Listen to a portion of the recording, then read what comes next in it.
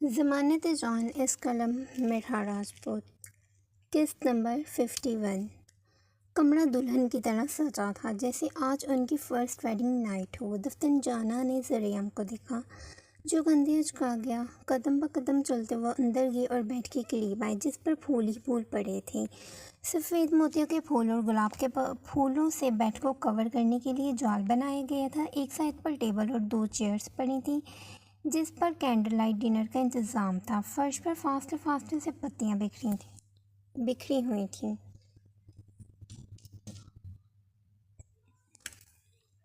روم تو بہت اسپیشل تھا لیکن جانا کو اسپیشل فیل نہ ہوا۔ اس کا تو دل رک سا رہا تھا کمرے کو دیکھ کر۔ کمرے سے ہوتے ہوئے زریم باتھ روم تک آیا تو بے ساختہ ہی اس کے لب مسکراہٹ میں ڈلے۔ جسے اچنبے سے دیکھے جانا اس کی طرف لپکی۔ اندر آتے سیدھی نگاہ ہی اس کی باتھ ٹب سے ٹکرائی جو سرخ پتیوں سے سجا ہوا تھا۔ باتھ ٹب کے سامنے گلاس وینٹ تھی جو کھلی ہوئی تھی، اس پر ریڈ کینڈلز پڑی ہوئی تھیں، پاس ہی وائن اور 2 گلاس۔ کیا خیال ہے؟ زریم نے اس کے نزدیک آتے اس کے کندھے سے کندھا مس کرتے آئی ونک کی۔ انتہائی گھٹیا۔ اس کی بات کا مفہوم سمجھتے وہ بدمزہ ہوئی۔ باتھ ٹب میں نہانے کا مزہ ہی الگ ہے، زریم نے انگڑائی لیتے کہا۔ تو پوری رات یہی پڑے رہنا، تیکھا جواب آیا۔ اکیلے میں کیا مزہ، جب سردی لگے گی تو پھر۔ جانا نے اس کی بات کاٹی۔ تو مجھے بلا لینا۔ زریم دھک رہ گیا۔ جانا اسے آفر کرے گی اسے آئیڈیا نہیں تھا۔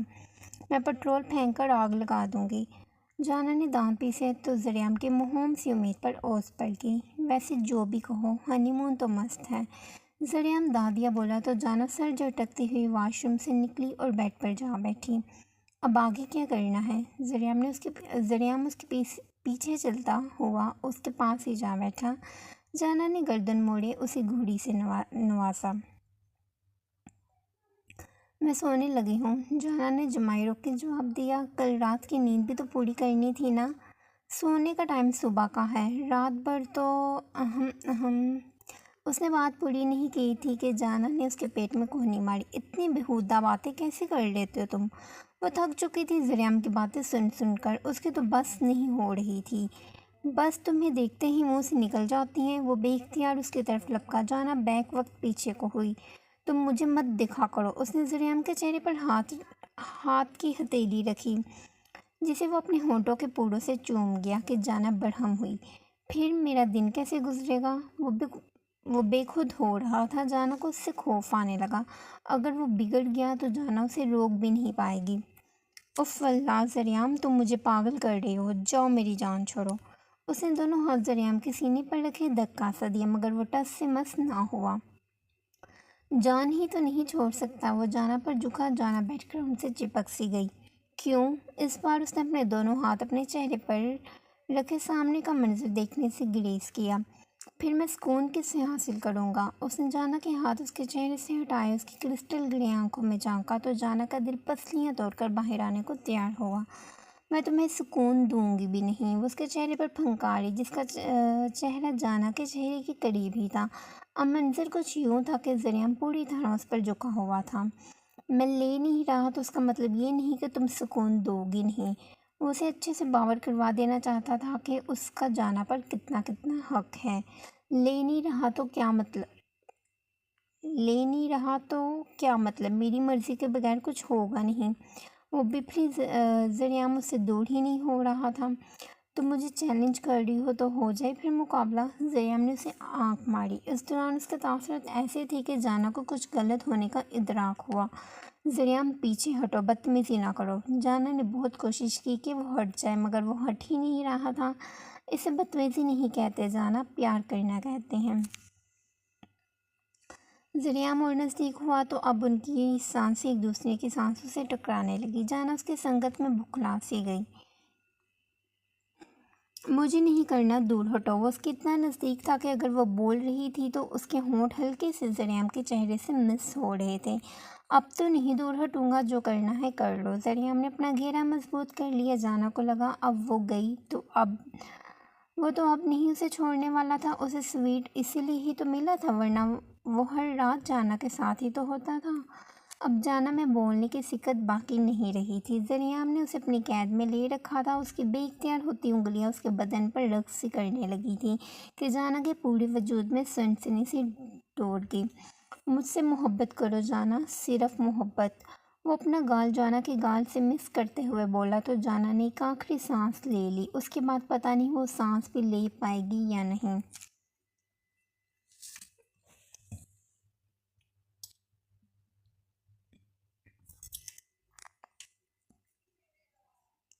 تم یہاں کیا کر رہی ہو؟ اپنا اور انوشی کا کمرہ چھان مارنے کے بعد وہ ملازمت سے پوچھتا ہوا موڑے کے کمرے میں آ گیا، جن کی گود میں سر رکھے وہ آنکھیں مودے ہوئے تھی اور نوال بیگم اسے شاید کوئی قصہ سنا رہی تھی، واقعہ سنا رہی تھیں۔ تمہیں کمرے میں سکون نہیں ہے کیا؟ دروازہ بند کیے وہ اس کے سامنے آ کھڑا ہوا۔ جس نے بوجھل آنکھوں سے وہاج کو دیکھا، وہ شاید سونے کی کوشش کر رہی تھی۔ کیا مطلب؟ میں نے بلایا ہے اپنی بیٹی کو۔ جواب نوال بیگم کی جانب سے آیا، جنہوں نے علیحہ کو اپنے سینے سے لگا لیا۔ انوشی بھی ان کے پاس ہی بیٹھی تھی اور وہیں اسے موڑے کے کمرے میں لائی تھی۔ یہ آپ کی بیٹی بھی بن گئی؟ وہاج نے بروز کہا۔ البتہ انوشی کی ایک نگاہ علیحہ پر تو دوسری لالا سائیں پر تھی۔ اسے مزہ آتا تھا ان دونوں کے چہرے کے تاثرات دیکھنے میں۔ یہ میری بیٹی ہی ہے۔ موڑے نے پیار سے اس کے چہرے پر بوسہ چھوڑا کہ علیحہ گہرا مسکرائی۔ اسے یہی ماں کا پیار ہی تو چاہیے تھا جس کی وہ طلبگار تھی۔ تمہیں میں نے کہا تھا میرے ڈریس کے بٹن لگا دو، تم یہاں آ گئی ہو۔ وہ علیحہ سے مخاطب تھا جو کوئی جواب ہی نہیں دے رہی تھی۔ میری بیٹی سے اتنا کام مت کروایا کرو۔ جواب پھر سے نوال بیگم کی سمت سے آیا۔ وہاں حیران ہوا کہ اس کی موڑے نے پارٹی بدل لی۔ خیال رکھا کرو اس کا، وہ سمجھاتے ہوئے بولی۔ موڑے یہ خیال رکھنے ہی نہیں دیتی، وہاج نے شکایت لگائی۔ علیحہ نے آنکھیں کھولے اسے گھورا۔ تم رکھتے ہی کب ہو؟ کب سے میری بیٹی کے سر میں درد ہے، اس کی کلائیاں دکھ رہی ہیں، تم نے پوچھا اسے؟ اس بار موڑے تھوڑا برہم ہوئی کہ وہاج آگے بڑھا، نرمی سے اس کی کلائی تھامی، مگر علیحہ نے چھڑوا لی۔ موڑے میں سے صبح سے کہہ رہا ہوں لاؤ ٹیوب لگا دوں، لیکن یہ لگانے ہی نہیں دے رہی۔ وہاج نے دیکھا اس کی کلائیاں سرخ تھیں اور جل رہی تھیں۔ موڑے وہ ٹیوب جلن کرتی ہے۔ اس ساری گوسپ میں علیحہ نے پہلی بات کی تھی۔ تو وہاج کس لیے ہے؟ اسے کہنا پھونک مارتے جائے جب تک ٹیوب خشک نہیں ہو جاتی۔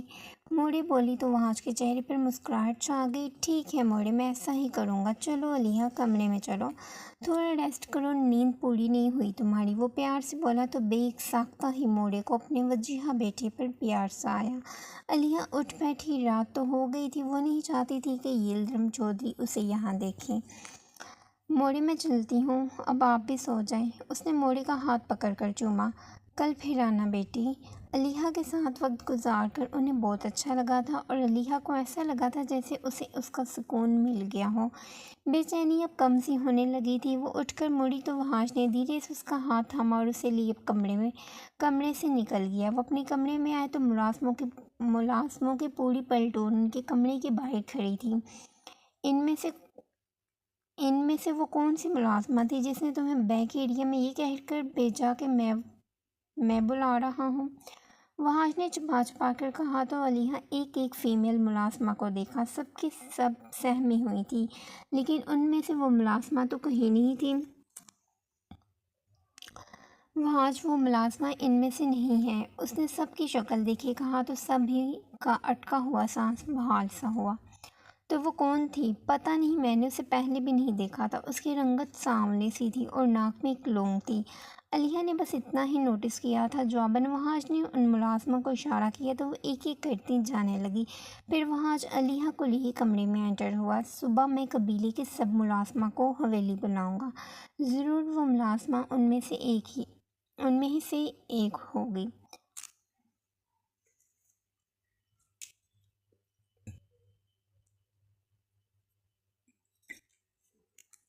وہ سختی سے کہہ رہا تھا۔ علیحہ نے اس کی آنکھوں میں تیرتا خون دیکھا کہ یک بیگ وہاج نے اسے بیڈ پر بٹھایا اور ڈرا سے آئنٹمنٹ نکالے اس کی کلائی میں لگانے لگا۔ تمہیں جلن ہوتی ہے، تم نے مجھے بتایا کیوں نہیں؟ وہ دھیرے دھیرے سے رب کر رہا تھا۔ علیحہ اسے نہیں دیکھ رہی تھی، بے رخی ابھی تک قائم تھی۔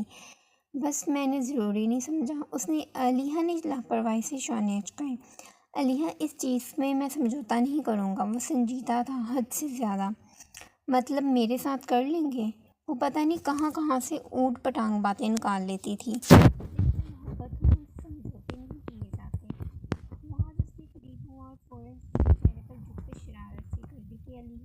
पल में स्विफ्ट मार कर गई। जरियाम के मुतालिक जितनी भी इंफॉर्मेशन है तो मुझे अभी के अभी सेंड करो। वो किसी से कॉल में बात कर रही थी। जरियाम के वापस पाकिस्तान आते ही उन्हें धमाका करना था।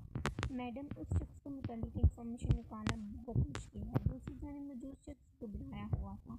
क्यों? वो क्या एलियन की दुनिया से उतर रहा है? तंज मारा गया।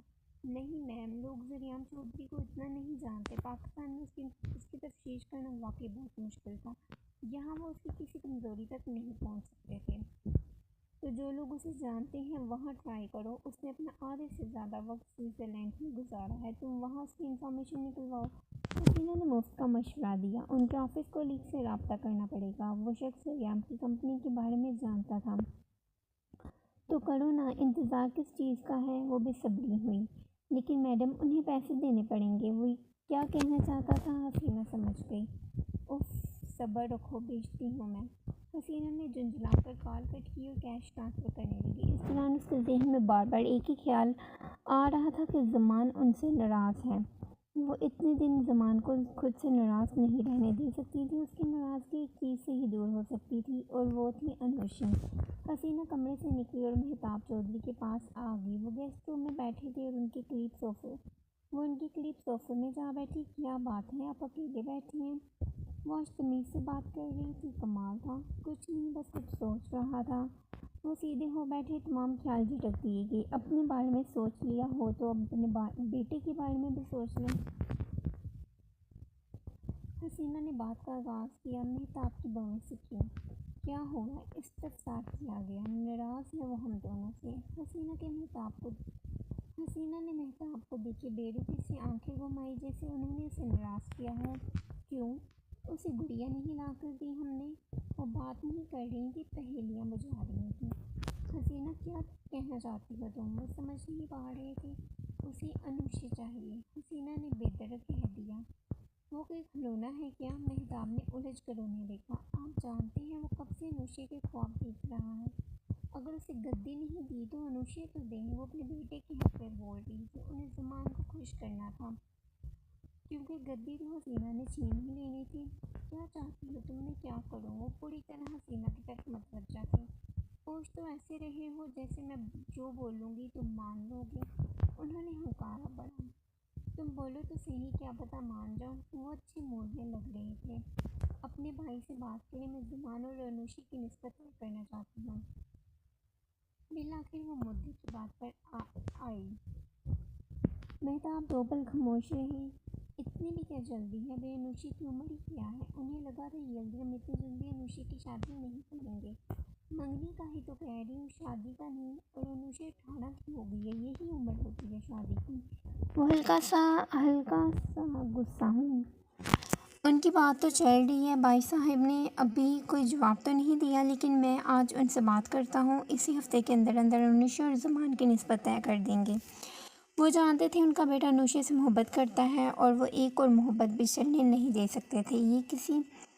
ये की ना अपनी अक्लमंदी की बात वो पुरजोश हुई। उसी हफ्ते में मंगनी होनी चाहिए ताकि ज़ुमान भी ज़्यादा नाराज़ ना रहे। सब कुछ उनके मुताबिक हो रहा था। क्या वाकई अनुशी मान जाएगी? अपने शेर बेटे को बोलो खामोश हो जाओ। अपने शेर बेटे को बोलो खुश हो जाओ। मैं उसकी मोहब्बत जुदा नहीं होने दूंगा। मेहताब ने उनके हाथ पर हाथ रखे तसल्ली दी तो हसीना खुशी से चूर चूर हुई। हरमान, वीक बाद हेड क्वीन को टेक ओवर करने का इवेंट है। इस बार मैं सोच रही हूँ टेक ओवर के वक्त सारा क्रेडिट तुम्हें दूँ। सुबह 10 बजे के करीब वक्त था। मायसा पता नहीं कहाँ थी कि यमुना दिल पर भारी पत्थर रखती हुई हरमान के कमरे में आ गई। वरना उसने तो तय कर लिया था इतनी बेइज्जती के बाद वो उससे कोई बात नहीं करेगी। इस बार टेक ओवर तुम नहीं करोगी। वो सोफे पर बैठा था। उसके सामने बेशुमार पेपर्स बिखरे थे। कुछ में इंफॉर्मेशन थी, कुछ में पिक्चर्स थी और कुछ डॉक्यूमेंट्स थे। क्या मतलब? वो हकलाई। हरमान ने ऐसा क्यों बोला? क्वीन तो वही थी ना, उसने इन्वेस्ट किया था। उससे सल्तनत छीनी नहीं जा सकती थी। मायसा कम हेयर। उसने मसरूफ़ से अंदाज में मायसा को आवाज़ दी तो 2 ही सेकंड बाद मायसा चेंजिंग रूम से निकलती हुई दिखाई दी। क्या हुआ हरमान? उसकी पेशानी पर पसीने की नन्ही नन्ही लकीरें नुमायाँ थी। वो शायद कपड़े प्रेस कर रही थी, कुछ अनाउंस करना था। वो अपना काम छोड़े मायसा की तरफ मतवज्जा हुआ जो नासमझी से उसे तकने लगी, जबकि यमुना उसे इस अंदाज में घूर रही थी जैसे कोई पागल मरीज़ा हो। جی بولیں۔ ویک بعد ہیڈ کوئن کو ٹیک اوور کرنے کا ایونٹ ہے، تو اس بار ٹیک اوور تم کرو گی، ہرمان نے کہہ دیا۔ یمنا کو لگا اس نے کچھ غلط سن لیا، اس کا چہرہ ایک دم بھٹی کی مانند سلگنے لگا۔ وہاٹ؟ دل چاہا تھا اس سے اونچی آواز میں چیخے۔ ہرمان، وہ میری جگہ ہے، اس نے انویسٹ کیا تھا، آسانی سے تھوڑی نہ چھوڑ سکتی تھی۔ وہ پلیس ہمیشہ سے مائسا کی رہی ہے، تمہیں بس وقتی طور پر اتھارٹی دی گئی تھی۔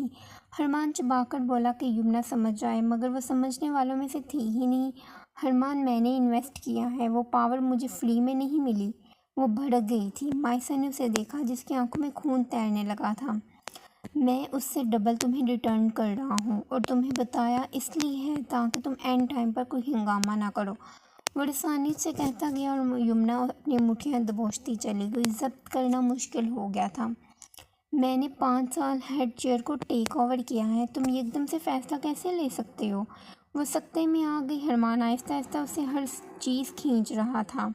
اگر تمہیں یاد ہو تو میں نے تمہیں پہلے بھی کتنی دفعہ کہا تھا کہ میں یہ پاور مائسا کو دینا چاہتا ہوں۔ ہرمان کا انداز دو ٹوک تھا۔ لیکن ہرمان، یہ آلریڈی فورس ٹیم میں ہے۔ یمنا کو سمجھ نہیں آ رہی تھی کہ وہ کیا کہے۔ دھماکہ ہی تو ہوا تھا اس پر۔ یہ ڈبل فائدہ ہے، بونس سمجھ لو۔ وہ مسکرایا تو پہلی بار یمنا کو اس کی مسکراہٹ زہر لگی۔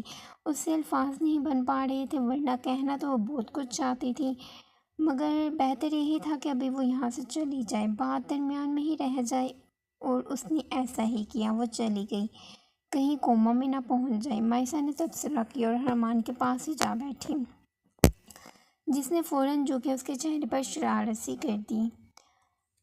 اسے مجھ پر بہت یقین ہے۔ ہرمان نے محسوس کیا تھا اسے ہرمان سے یہ امید نہیں تھی۔ بیوی کے سامنے کسی دوسری عورت کی بات نہیں کرتے۔ مائسا نے اسے آنکھیں چھوٹی کی گوڑا تو ہرمان کہکا لگاتا ہوا اسے اپنے حصار میں لے گیا۔ تم پھر ایسی حرکتیں کر رہے ہو۔ علیحا نے اپنی کلائی چھڑوائی جس پر وہ وقفے سے پھونک مار رہا تھا۔ کیسی حرکتیں؟ وہ انجان بن گیا۔ ابھی بتاتی ہوں۔ علیحا نے اپنا کشن اٹھایا اور صوفے پر جاتی لینڈ ہو گئی کہ وہاج کا منہ ہی کھلا کا کھلا رہ گیا۔ اب سو اکیلے، وہ اسے چراتے ہوئی بولی تو وہاج کی نیند بھگ سے اڑی۔